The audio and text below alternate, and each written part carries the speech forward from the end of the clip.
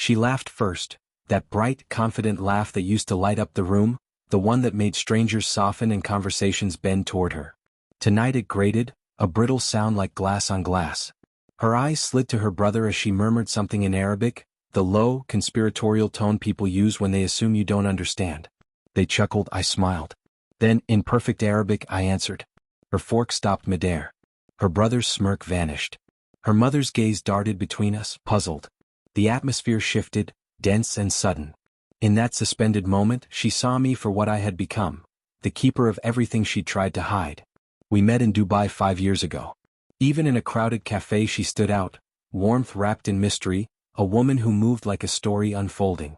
Fluent in 3 languages and skilled at drawing men in, she offered me belonging where everything else felt foreign. I was there for work, a project manager negotiating with her father's firm. Over coffee she offered to help translate a contract. I didn't realize then that I was translating myself into a future that would cost me everything. She began to teach me Arabic, or what she wanted me to learn. She laughed at my mangled pronunciations and kissed me when I finally got a word right. It felt intimate, generous. Only later did I discover it had been selective truth, lessons tailored to keep me close and blind. The first crack arrived a year ago, small at first, her silencing her phone when I walked into a room, whispered conversations in the kitchen, the sudden trace of a cologne on her scarf that wasn't mine. I told myself I was being paranoid. Love, I thought, should not feel like suspicion. But instinct has a weight to it, it doesn't go away. When I found the messages, I didn't erupt. I read them carefully, line by line, like a confession left unsent. The name Keed kept surfacing, a man from her regional office she called Habibi. I catalogued everything, phrases, evasions, dates. I didn't confront her. I saved. I planned. My revenge was not a roar. It was precise, surgical. First, I learned the language properly. Night after night I practiced, podcasts, audiobooks, lessons, until I could catch the small inflections of deceit. I wanted more than words. I wanted the ability to hear truth in tone. Second, I spoke to a lawyer quietly. We dissected the prenuptial document she dismissed as formality. I learned the financial architecture of our life. The lease, the joint accounts, the car registration, my name, my control. Third, I collected proof. Messages, photos, receipts, the kind of evidence that makes denial impossible. Fourth, I waited. Waiting is a cruelty, but it is also a scalpel. The family dinner was not chance. It was the stage I'd prepared. We were at her parents' home, the first time since I knew. She was beautiful in a way that was careless with power, unaware she was walking onto a set.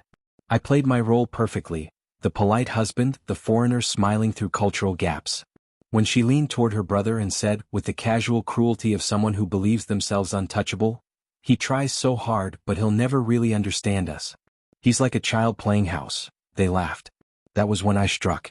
"Ahibokuina," I said loud and calm. The room froze. Then, in her own language, clear, even, I said what I had been holding like a blade. I understood, I told them, because I had read the messages between her and Keed. Color drained from her face. Her father tightened his grip on his glass. Her mother whispered a prayer that might have been for her or for all of us. I placed my phone on the table. The screen lit the room with a folder labeled simply, mercilessly, truth. Screenshots lined up like verdicts. People did not know how to fill the silence that followed. She tried to speak, denial, excuses, the familiar masks, but I cut through them. I told the family I had already spoken to my lawyer. The lease, the bank accounts, the car, everything was in my name. I suggested she could stay with her family for the night. I would send someone for her things in the morning. Then I rose, nodded a quiet thanks to her father, and walked out. I did not look back.